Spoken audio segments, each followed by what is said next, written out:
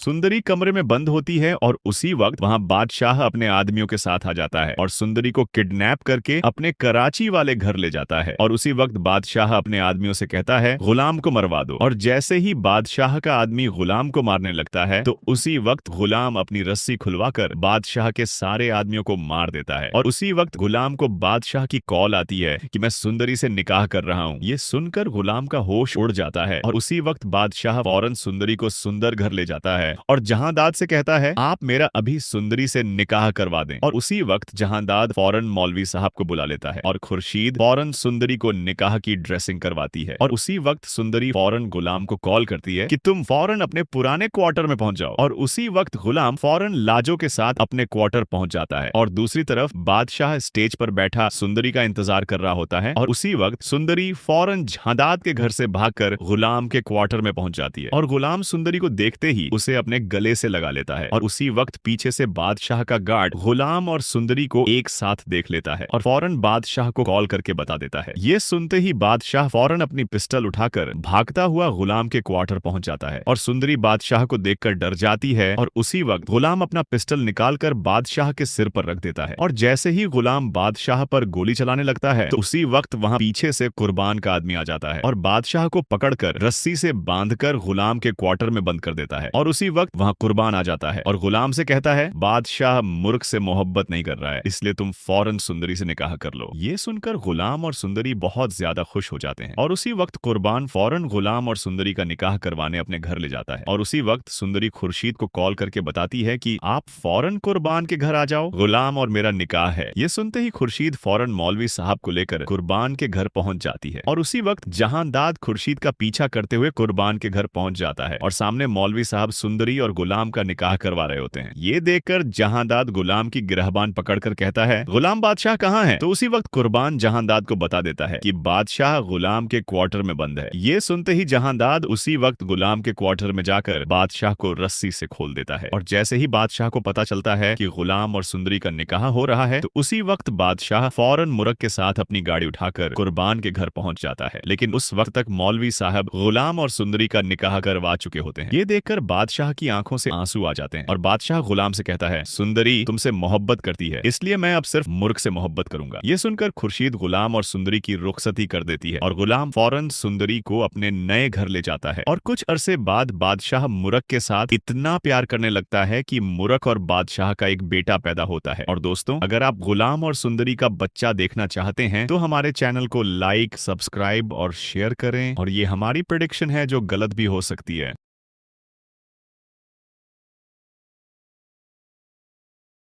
आज के इस जायजे में हम एक ऐसी कहानी की गहराई में जाने वाले हैं जो शुरू तो एक हाई स्टेक्स अगवा से होती है, लेकिन फिर इसका अंजाम ऐसा होता है जिसके बारे में आपने शायद ख्वाब में भी ना सोचा हो। यकीन माने, ये कोई आम कहानी नहीं है, बल्कि सस्पेंस और पागलपन का एक रोलर कोस्टर है। तो सबसे बड़ा सवाल ये है कि एक इंतहाई कशीदा सूरत-ए-हाल जहां जाने खतरे में हो, वो अचानक एक मुर्गे के साथ रोमांस पर कैसे खत्म हो सकती है? चलें इस नाकाबिले यकीन और थोड़ी सी अफरा तफरी से भरी टाइमलाइन को डीकोड करते हैं। कहानी बिल्कुल 0 से 100 की स्पीड पकड़ती है। पहले ही घंटे में सुंदरी को अगवा करके कराची मुंतकिल कर दिया जाता है। उधर दूसरी तरफ गुलाम, जिससे मारने का पूरा प्लान सेट था, वो न सिर्फ मौत को चकमा देता है बल्कि तमाम गार्ड्स को नॉकआउट कर देता है। और ये सब कुछ इंतहाई तेजी से हो रहा है। और सनसनी तो तब अरूज पर पहुंचती है जब बादशाह सीधा गुलाम को फोन घुमाता है। एक डायरेक्ट अल्टीमेटम, कहता है कि वो फौरन सुंदरी से निकाह करने वाला है। ये बिल्कुल वो लम्हा है जहां आपको महसूस होता है कि अब वक्त वाकई हाथ से निकलता जा रहा है।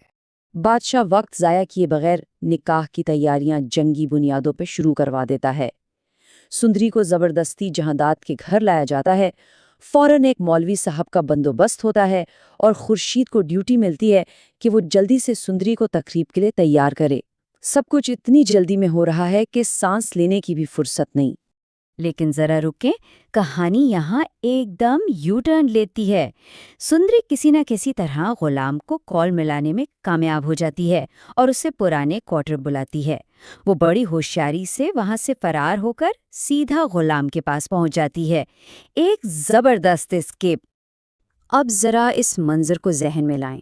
ایک طرف بادشاہ طیش میں بھرا، ہاتھ میں پستول لیے پہنچتا ہے، دوسری طرف غلام بھی فوراً اپنی بندوق بادشاہ کے سر پہ تان لیتا ہے، اور ان دونوں کے بیچ کھڑی ہے ایک خوفزدہ سندری، بالکل ایک ایکشن فلم کے کلائمیکس کی طرح، جہاں موت بس ایک گولی کی دوری پر ہے۔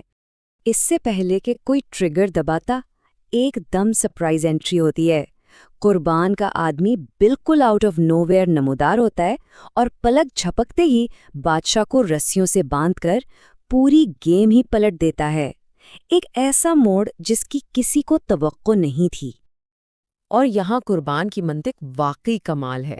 وہ کہتا ہے چونکہ بادشاہ سچی محبت نہیں کرتا اس لیے تم فوراً سندری سے نکاح کر لو۔ مطلب ایک خونی تصادم کو سیدھا ایمرجنسی شادی میں بدل دیا گیا۔ یہیں سے آپ کو اندازہ ہو جانا چاہیے کہ بیانیہ اب کوئی بھی رخ اختیار کر سکتا ہے۔ لوکیشن ایک بار پھر تیزی سے بدلتی ہے، سب کے سب قربان کے گھر شفٹ ہوتے ہیں۔ سندری جلدی سے خورشید کو فون کرتی ہے، خورشید بھاگم بھاگ مولوی صاحب کو لے کر وہاں آتی ہے، اور اس تمام افراتفری کے بیچوں بیچ آخر کار نکاح کی رسم شروع ہو جاتی ہے۔ ادھر بیک گراؤنڈ میں حالات پھر خراب ہو رہے ہیں۔ جہانداد چپکے سے خورشید کا پیچھا کرتا ہوا پرانے کوارٹر پہنچ جاتا ہے۔ وہاں جا کر دیکھتا ہے تو بادشاہ صاحب رسیوں میں جکڑے ہوئے ہیں۔ وہ فوراً آگے بڑھتا ہے اور اس ولن کو آزاد کر دیتا ہے۔ اب آپ خود سوچیں، ایک ولن جس نے ابھی ابھی اپنا سب کچھ کھو دیا ہو، وہ کیا کرے گا؟ بادشاہ پاگلوں کی طرح اپنی گاڑی دوڑاتا ہوا قربان کے گھر پہنچتا ہے، لیکن تب تک نکاح مکمل ہو چکا ہوتا ہے۔ اب تجسس یہ ہے کہ یہ ہارا ہوا ولن بدلہ کیسے لے گا۔ اور اب ہم پہنچتے ہیں اس کہانی کے تیسرے اور سب سے مائنڈ بلوئنگ حصے پر۔ یہ وہ ٹویسٹ ہے جو انتقام، غصے اور روایتی ولن کے ہر تصور کو اٹھا کر کھڑکی سے باہر پھینک دیتا ہے۔ بادشاہ، جس کی آنکھوں میں آنسو ہیں، غلام کی طرف دیکھتا ہے اور ایک ایسا ڈائیلاگ بولتا ہے جس پر یقین کرنا مشکل ہے۔ وہ کہتا ہے، چونکہ سندری تم سے محبت کرتی ہے، اس لیے اب سے میں صرف اور صرف مرغ سے محبت کروں گا۔ جی ہاں، آپ نے بالکل صحیح سنا، ایک مرغے سے۔ ذرا اس زبردست کنٹراسٹ پر غور کریں۔ ایک طرف وہ ظالم انسان تھا جو زبردستی شادی کرنے پر تلا ہوا تھا اور جان لینے کے لیے تیار تھا، اور اب وہی بندہ روتے ہوئے اپنی پوری زندگی ایک مرغے کے نام کر رہا ہے۔ یہ اتنی غیر حقیقی اور عجیب صورتحال ہے کہ انسان بس حیران رہ جائے۔ خیر، اس پاگل پن کے بعد مین پلاٹ ایک روایتی انداز میں ختم ہوتا ہے۔ خورشید، غلام اور سندری کی رخصتی کرتی ہے اور وہ اپنے نئے گھر چلے جاتے ہیں۔ لیکن دوسری طرف بادشاہ اور اس کے مرغے کی یہ عجیب و غریب محبت ایک بالکل ہی نئی اور سچی بات ہے، کافی عجیب فیملی ڈائنامک میں بدلنے لگتی ہے۔ اور اگر آپ کو لگ رہا تھا کہ بات یہیں ختم ہو گئی تو ذرا ٹھہریں۔ کہانی کے آخر میں نہایت سنجیدگی سے ایک انتہائی حیران کن دعویٰ کیا جاتا ہے کہ بادشاہ کی اس مرغے سے محبت اس قدر بڑھ جاتی ہے کہ آخر کار ان کا ایک بچہ بھی پیدا ہوتا ہے۔ مطلب یہ واقعی ایک الگ ہی لیول ہے۔